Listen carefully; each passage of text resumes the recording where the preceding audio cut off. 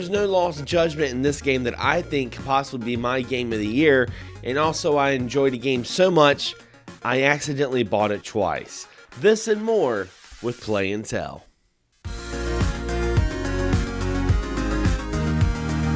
So welcome back, guys, to another episode of Play and Tell. I'm your host, Xander Skullion, where I talk about games I've been playing and leave little short impressions and mini reviews, and most importantly, when you walk away, you have something new to play. Now, before I get into the nitty-gritty of the video, I do want to give a big shout out to my good friend Wes, the owner of RLA Video Games down in Cincinnati, Ohio. He's been a long supporter of the channel, and also, he last year started a Zelda group on Facebook called the Zelda Hub. And guys, I'm not usually a big fan of Facebook group pages, but this page right here is definitely something a little special. Despite its size being 30,000 plus members and growing every single day, it is one of the most positive groups I've been in quite some time. And what I love about it is all the members just love Zelda. It's not about, showing off your collection. It's not about speed running. It's not about one-upping fellow members of the group, but just enjoying and celebrating the Legend of Zelda series. And I told Wes, I'm like, man, I'm going to have to buy a shirt. He started selling shirts, and they're really good quality. I'm like, man, I want to buy a shirt.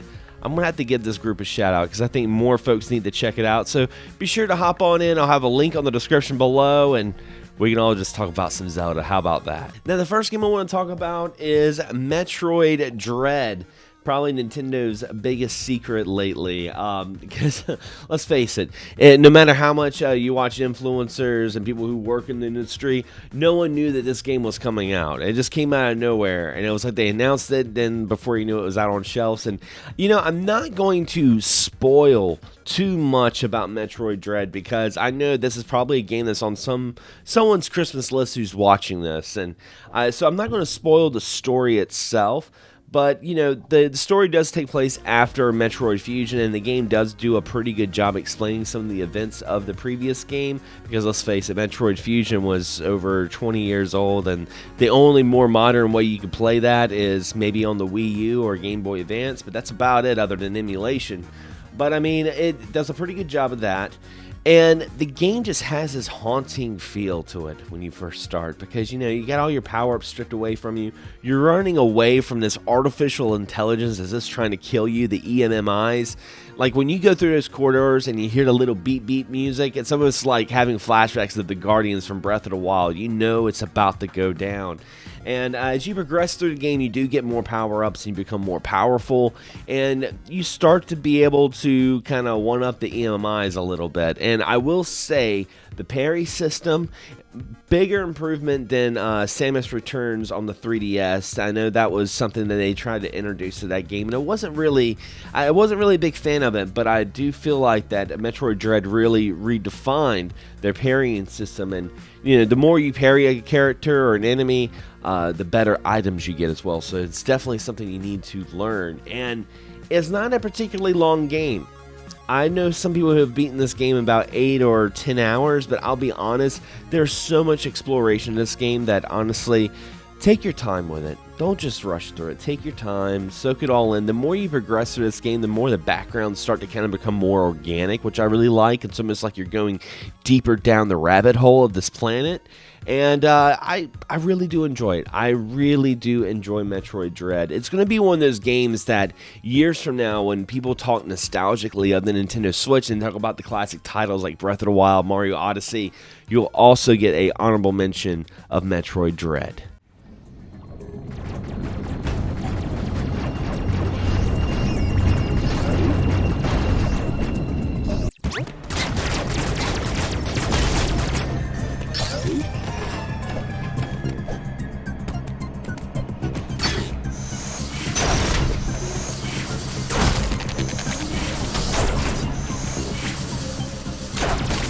Steel Assault is a side-scrolling platformer developed by Zendova Interactive and published by Tribute Games. You'll notice right off the bat that it's a beautiful retro-inspired game, and you play as Toro Takakashi, a resistance soldier on a revenge mission against an evil dictator. The overall style of Steel Assault is insanely appealing and does a good job in delivering that in terms of gameplay. Steel Assault was one of those games which I randomly saw a trailer and instantly knew I wanted to buy it. I love the whip mechanic that has this Bionic Commando Castlevania feel, and the music and presentation makes me think of a long-lost Sega Saturn game that's finally surfaced. It feels that genuine. The only downside is the game is pretty short, but I really don't mind short titles. With a price tag of $14.99, I think it's worth definitely checking out.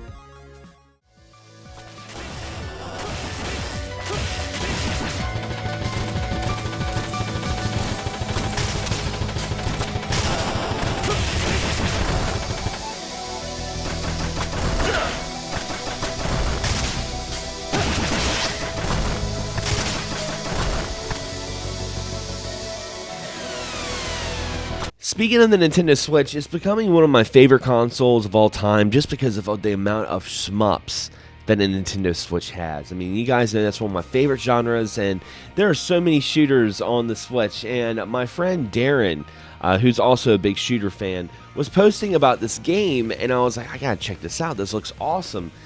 Rolling Gunner on the Nintendo Switch. Now, keep in mind, this is the Play Asia version, and I actually ended up buying this game twice. I originally tried to buy it from Play Asia, and something was weird about the website. It looked like it looked like it didn't even go through. I even looked at my bank statement. It looked like I got refunded.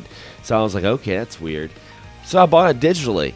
Well, 2 weeks later, I go to check the mail, and boom, it's a physical edition. So this is actually my first Nintendo Switch import. But what do I think about it? I think it's an amazing shooter. It's got an amazing, techno-style soundtrack to it.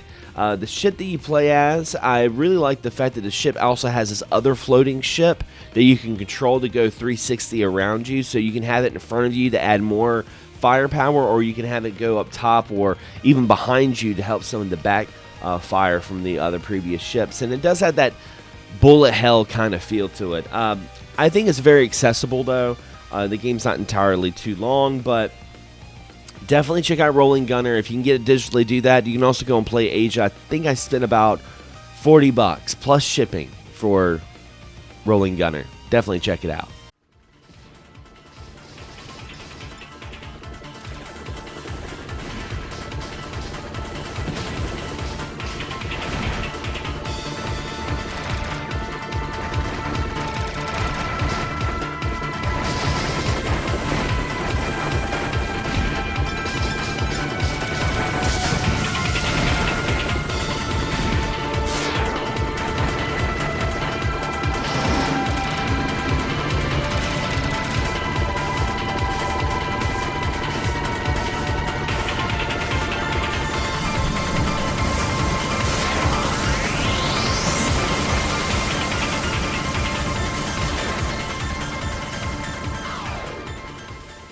ActRaiser Renaissance was a big surprise from the last Nintendo Direct, and as a longtime fan of the series, I definitely had to check it out. For those that are still on the fence, it's not just a remaster, but a remake of this early SNES title. You play as a god who was awakened by an angel cherub to defeat the evil Dark Lord. It's not just a hack and slash adventure, but what made ActRaiser special is it's also a god sim. As you progress through the game, you improve the land and help the humans while getting worships and pats on the back. Who doesn't want that? The graphics were some getting used to, and while I prefer the OG style, it's weird to say that playing the game in person, it really clicks well. And the remix music is awesome. Yuzo Koshiro also added some new tracks, and if you want to change the music to the SNES sound chip, you can. And I thought that was pretty cool hearing brand new Super Nintendo music. The only downside is they did add a tower defense, and it can be kind of boring at first, almost mundane, but I actually ended up really enjoying it. For $30, it can be a hard pill to swallow for some that aren't too keen on digital, but for now, with no physical release, I definitely wanted to show Square Enix, give us more.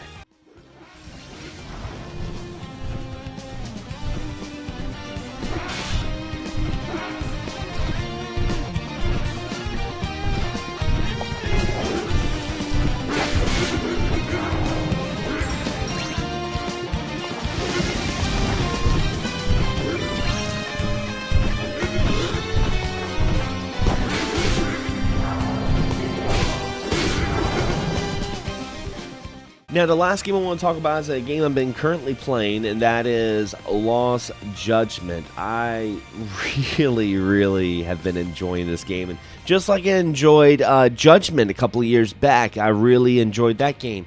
And you guys know I'm a big fan of RGG Studios. I love the Yakuza series, and you know, Judgment takes place in the Yakuza world, but they're not related. I mean, you're not going to see Kiru Kazuma show up in Judgment, but or some of the other characters for that matter, but it does take place in Komorocho.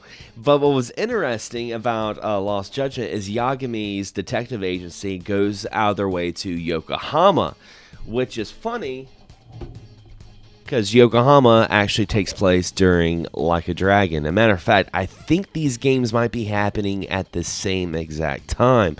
Can't confirm this, but I think that's pretty awesome. But you know, I will say, if you haven't played the first Judgment, you can still go into Lost Judgment and have a good time, because it does have some rephrasing of the previous game, and I really do enjoy it, because like the first Judgment really narrowed on the topic of Alzheimer's.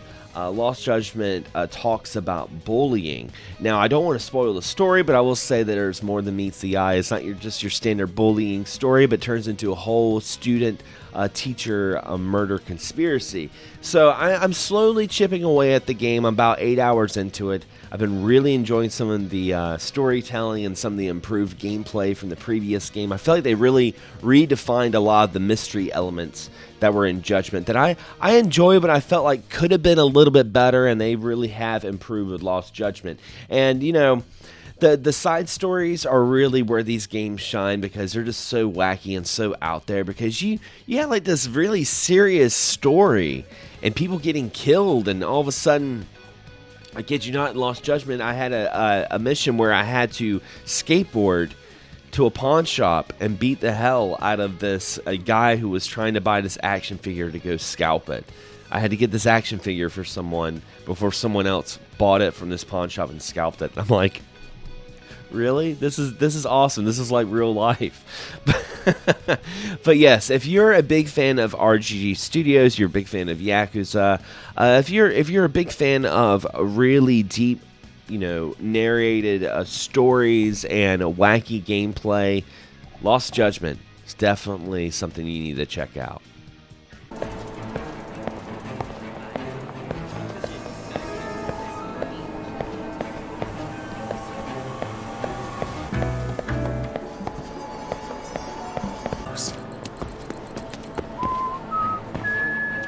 Guess it's okay.